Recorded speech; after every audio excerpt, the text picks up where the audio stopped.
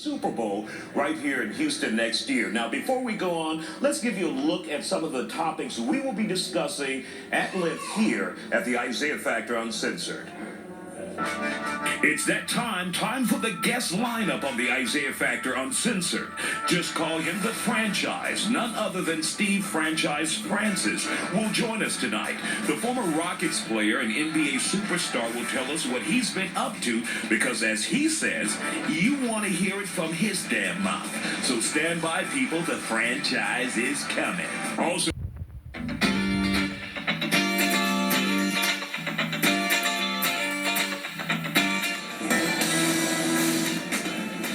and welcome back to the Isiah Factor Uncensored. It's a moment that many of you have been waiting for. We're sitting down with your hero from Houston, Steve Franchise Francis. First of all, we want to thank you for coming on Isiah Factor Uncensored. How are you doing? I'm doing great. Thank you for having me out here on a Friday night. Now, we wanted to get you last weekend, but you were being honored in Maryland for the accomplishments there. Tell us a little bit about that. It was great. Of course, Maryland, we were in the ACC, so now we're in the Big Ten, one of the top conferences, and they wanted to come back and just have me as an honorary captain. And like I was telling you off camera, it was just the energy in the building was unbelievable. So it was great. Now, before we get to all of the positivity that you've done in your community, last year was kind of a strange year for you. A bunch of pictures came out about you, and you wanted to clear up the air. One of the things you said on Instagram was, "From my mouth here." Yeah. So what was going on with Steve Francis when those pictures came out? And it was someone that many of us didn't recognize. Yeah, it was more, for me, it was a time that, basketball wasn't there for me. Of course, 30 years of preparing for one thing that was taken away from me so abruptly that I didn't think at that time I was ready to retire. And, I was kind of stressed out about it. And it definitely showed as far as me doing drugs or anything like that. That's, people can say whatever, but I know, the people that who really love me and know me, like John and like Jay Prince, so they've always supported you. Yeah, and they really know so, and I know you know that. And, so it was tough, but I think it was a learning experience for myself. Were there any other issues, maybe alcohol or something? Did you drink too much? I did drink. I definitely was a bumper, should I say, a partier. Mm-hmm. But I just got tired of that, and just looking at my kids and just knowing that that's the right thing to do, But right now I feel excellent.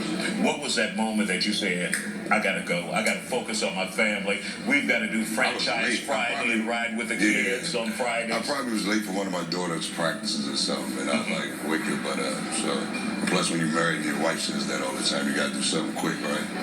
Absolutely. You know that, so. Now, you have been giving back to the community for years and years. You have put almost or more than 70 children in college. Yeah. Imagine that. Yeah. And people don't recognize that the good that you've done in your community. Tell me what motivated you to give back to the community so much? Even before I got my first NBA check in '99 at the NBA draft, I started the Steve Francis Foundation, and I donated to my local Boys and Girls Club where I played at. And 17 years later, today, I'm still, giving back to the community. And Houston has adopted me with open arms, the Boys and Girls Clubs here. Of course, the Rockets and, a lot of people that I've met growing up and maturing here in Houston. So it's just something that we want to continue to do. And it's forever for us. What's your next project as far as your professional career and helping out in the community? What do you plan on doing, Steve Francis? Well, last week I was in Washington. Of course, I'm cool with the mayor, Mrs. Bowser, there. And I signed with my construction company, the Minty Group, which will build multi-purpose buildings across Washington, D.C., where you have retail. You have 135 apartments for lower rent prices for families with low income. So I'm definitely trying to put my name and my mark of my legacy of not only basketball, but giving back to the community and, of course, here in Houston. So obviously, with you giving back so much right now, after the NBA, when I read he made over $103 million. Half so that, some of that, 48% tax. Okay. Well, a lot of that must be still there because you're giving back to the community. Well, I don't got to discuss finances on television, but I'm blessed. That's what I can say. So what's next for you now professionally? As far as basketball, just watching my son and my daughter evolve and like the game, which I didn't like try to force them to play basketball. I like teaching kids my basketball camps. You can go to stevefrancisfoundation.com and get a schedule of some of the upcoming basketball camps we have. And tomorrow I have a date. I'm going out with some good friends over at BBVA to watch the Rockets in San Antonio play tomorrow night. So been kind of busy. Ever miss it? Every day. Every day. But I'm not going to dwell. My mind says I can do it, but my body doesn't. So I'm content with that. You're enjoying it. You're enjoying it. And so for those who are looking to become a part of the NBA, what advice would you have as a veteran, a superstar in the industry? Looking back now, what would you tell them? Just make sure that the books are right. Your family is definitely first before you walk outside the door. And when you get to school, you have to know that that's the main thing. The NBA is probably like 1 in almost 2 million. So you have to have something to fall back on if that doesn't happen. Because there's only 335 jobs in the NBA, and that's a long shot for anyone to make it.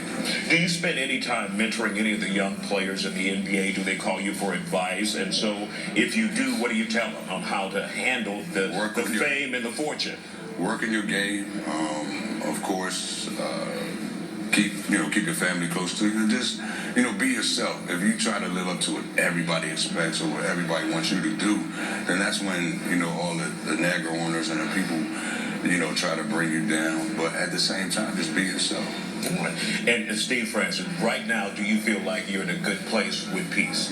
Yeah, as long as my daughter and my son smile every day. And if I walk outside anywhere, I'm always, a good spirit, a good, person to have a conversation with. But I'm the people's champ, should I say. There you go. Steve Francis, want to thank you for coming on the Isiah Factor Uncensored. We enjoyed it. You have an audience. They love you. They love you. I want to say hello. She works at San Jacinto, and she worked at the Toyota Center forever. I want to give you a shout out and thank you so much for the book. We love her. Yeah. She's one of my good Facebook friends. Yeah. We'll be back with more Isiah Factor Uncensored in just a moment. We have just had a conversation with Steve Franchise Francis. We'll be back with Crazy Ass Criminals in a moment.